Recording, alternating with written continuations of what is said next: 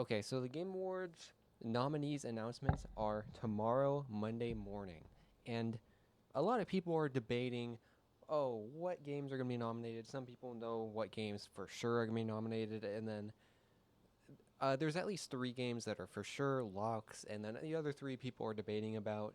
I don't think there's any argument here. I have the definitive six games that will be nominated for Game of the Year. And I will be proven right tomorrow. So these following six games are absolutely confirmed going to be nominees for Game of the Year. If I am wrong, then I will not eat my words. I will say that the Game Awards are rigged. So getting into the games. First game, you're already seeing gameplay of it right here. Nobody's going to argue that this isn't going to be nominated. Most people are saying that this game is going to win Game of the Year. It's Expedition 33. I played this game. I beat this game. I didn't 100% it. I didn't do everything in the game. But I mean, I can't deny that this game is amazing. As a big RPG fan, this game blew me away. A lot of people are praising it. Oh, it revived RPGs as if RPGs ever died in the first place, but that's a different debate. Anyways, this game is amazing. The story is amazing. The characters are amazing. The combat is great. The parry system is fantastic, though not my favorite thing in the world. Most of the combat does kind of boil down to just parry, parry, parry, just parry everything. And not my favorite combat system of all time, but what I love most about this game is how all of the characters they function uniquely. They have their own movesets, their own mechanics. They all function completely uniquely from each other. That's amazing. I love that. Everything else about this game is pure quality. The story, again, the story was amazing. The characters are amazing. Writing's amazing. The visuals are amazing. Combat. What else do you want in an RPG? Oh, the music. We might talk about other categories today, but obviously this game is going to be nominated for best original score because oh my gosh, the music in this game pops off so hard. Okay, so just as we talked about Expedition 33, how that's absolutely a lock for Game of the Year. Nobody's going to talk about or a lock for Game of the Year nomination at least. The next lock is some people will debate that this isn't a lock, but like there's just no way it's not. Like Silksong absolutely is going to be here. Silksong has a 91 on Metacritic, I believe. I think it started at a 94, but over time it went slowly lower and lower down to a 91. And in my opinion, I think that is stupid. I think this game is perfect. This is my personal game of the year. My personal game of the year is Silksong. Expedition 33 is amazing, but I cannot deny how quality of a game this was. The level design, the world design, everything about this game was just absolutely what you would want in a perfect video game. I'm not even kidding when I say this game is literally perfect. I just think this is my personal game of the year, and I hope that this game wins Game of the Year. If we're going off of pure Metacritic score, which is kind of a pattern with what games win Game of the Year, most of the time it's like whichever game had the highest Metascore. There's some exceptions, but that's the overall pattern. If it's going to be the highest Metascore, then it's either going to be Expedition 33 or the next game I'm going to talk about after this, which we'll get to later. But right now we're talking about Silksong, which is there's no way it's not going to be nominated, bro. This game, if you were there when it came out, huge. It obviously broke like all the stores, all the different stores. Everybody knows this game is fantastic. I don't know what else I could even say about this game. Other than the fact that it's a lock. It's a pure lock for Game of the Year. No contestment. As to why the Metacritic score got lower and lower over time, because people suck at video games. That's why. You read every single critic review of the game, the only negative they ever say about the game is the difficulty. That's the only negative that is ever listed. The only possible negative.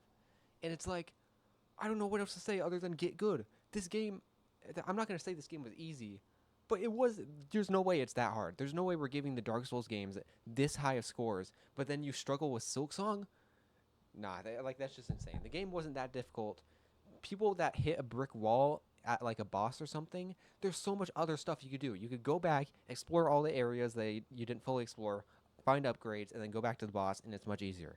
Instead, you don't have to brick wall yourself at a boss. I just think people I just think the difficulty is not a valid criticism with the game, and I just disagree with that notion. But moving on, next game that I think is also an absolute lock. Let's get to it. All right, the next game that I think is a guaranteed lock for Game of the Year is Hades 2.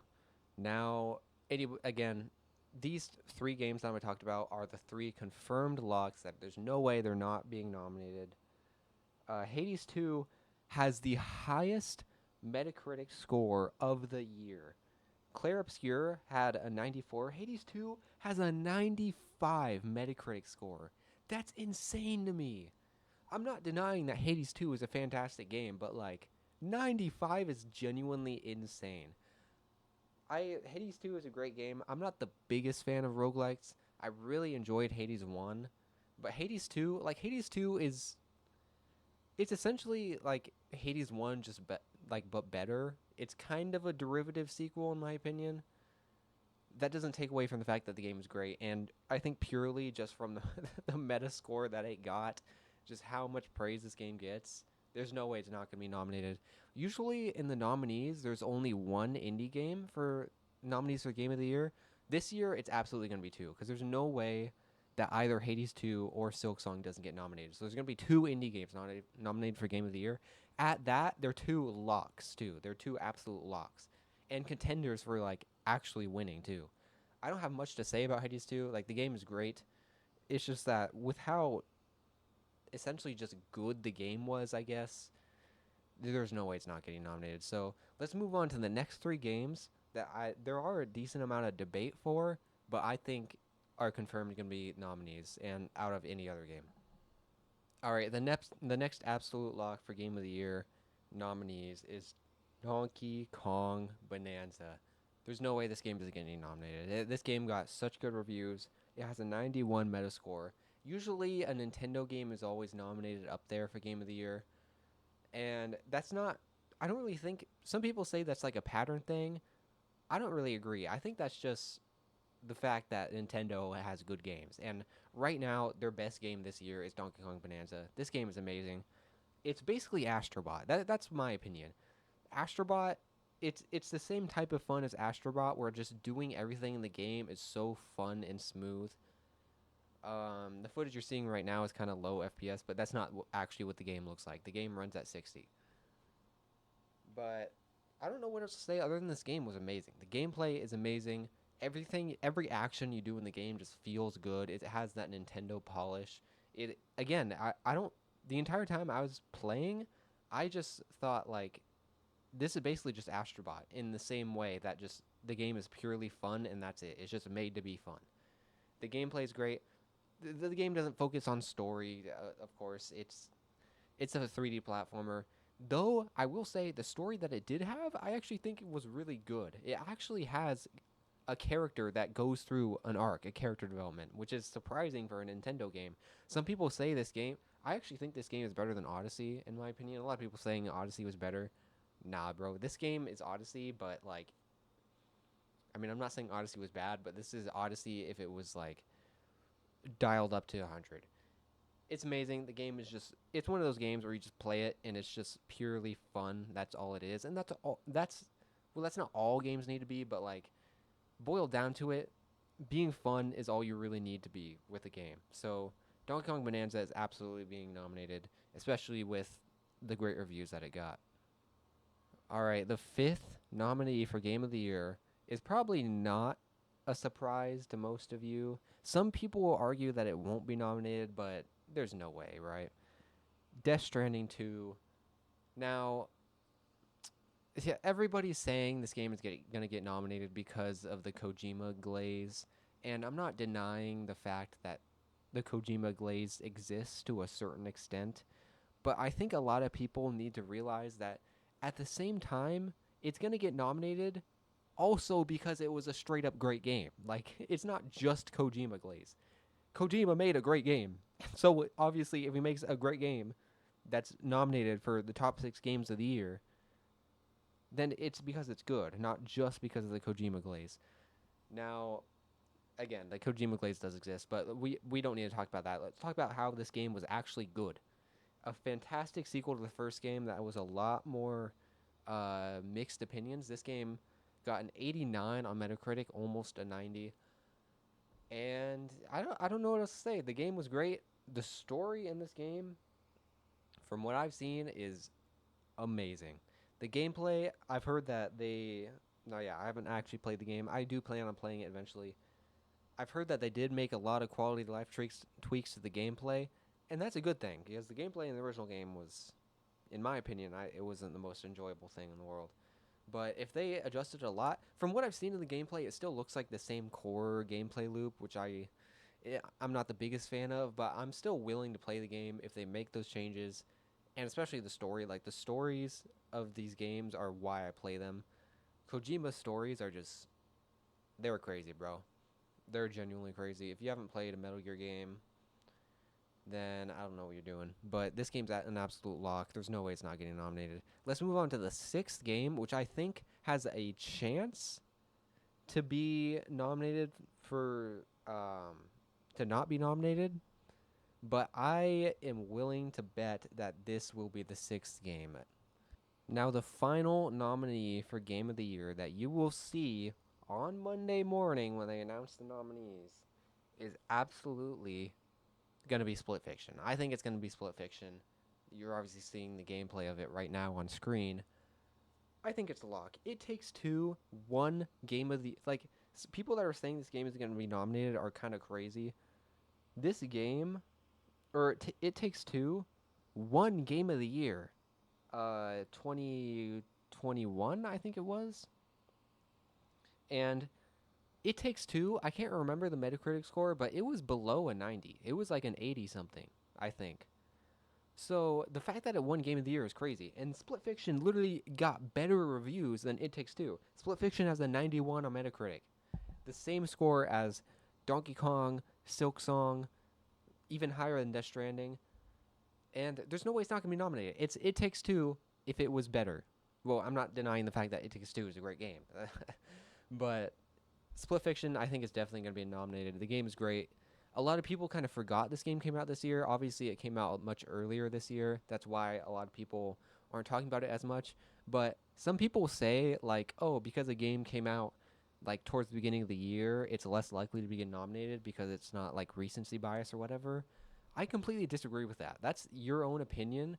I don't think the way the committee at the Game Awards works for nominations, like, I don't think recency bias applies at all. I think it's all like objective.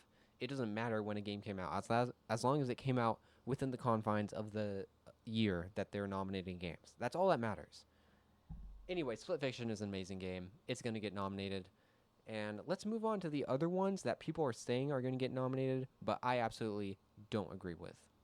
Okay, a lot of people are saying that Ghost of Yōtei is going to be nominated for Game of the Year, and for the most part, replacing it with Split Fiction. I don't think Ghost of Yōtei is going to get nominated. It got like 80 something on Metascore. I don't think that's good enough. It got an 86 on Metascore. 86 isn't great. I'm not denying the fact that this game is great, but I feel like it was mostly a derivative sequel of Tsushima that it kind of just exists just to be another Ghost of Tsushima. Just another one. Kind of derivative sequel. Now, Hades 2 I also kind of thought was a derivative sequel, but Hades 2 is apparently almost a perfect game by review standards, as opposed to this game where, it's another PlayStation open world Skittles game where you just go around the map and collect stuff and go to your markers and check off boxes. It's a standard PlayStation open world game. I'm not the biggest fan of these type of games, but the game was great. The game was great. I don't think it's going to get nominated. It's absolutely going to get nominated for like best action adventure, but that's besides the point. The point is, it's not going to be nominated. I think the six are locks. Now, this next game, I kind of just wanted to talk about it because I love this game so much. It got an 86 on Metacritic. I don't think this game is going to get nominated for Game of the Year, but I absolutely want it to. And I know I said the 6 games that I mentioned are locks for Game of the Year nominations, but I just have to say there is a chance that Silent Hill F gets nominated, not because of the objective review scores, but because this game did things that no other game does. This game tackles subjects, this game covers subject matter, this game takes risks that no other games take. It's not it's not like Ghost of Yōtei where it just tells a standard freaking revenge plot, like revenge plot number 2087. No. This game's story is crazy. Genuinely insane story. People say the gameplay isn't great. The gameplay obviously isn't the strong suit of the game. Everything else about the game, the vibes, the atmosphere, the music is fantastic. But the story, the risks this game takes with its story, and just how insane the story was, I think this game has a chance to be nominated for Game of the Year just because of that uniqueness. Do I think it's actually going to get nominated? If I had to bet, no. It's definitely going to be nominated for, best, probably action adventure because they don't have any horror categories. But whatever, man. I just love this game so much. If it gets nominated for Game of the Year, I'm going to be ecstatic because that'd be crazy because I'm such a huge fan of this game personally. And if that happens, let's go. We win. This is just a game I wanted to talk about, though. But the whole point of this video is that everybody's arguing about what the 6 nominees for Game of the Year are going to be this year, because this year was overall extremely stacked with so many good games. But the absolute lock for the 6 nominees for Game of the Year this year are absolutely Expedition 33, Hollow Knight Silksong, Hades 2, Donkey Kong Bonanza, Death Stranding 2, and Split Fiction. Those are going to be the 6 nominees. And anybody saying otherwise is wrong. Tomorrow, Monday, the announcements for nominees are going to come, and I'm going to be proven right.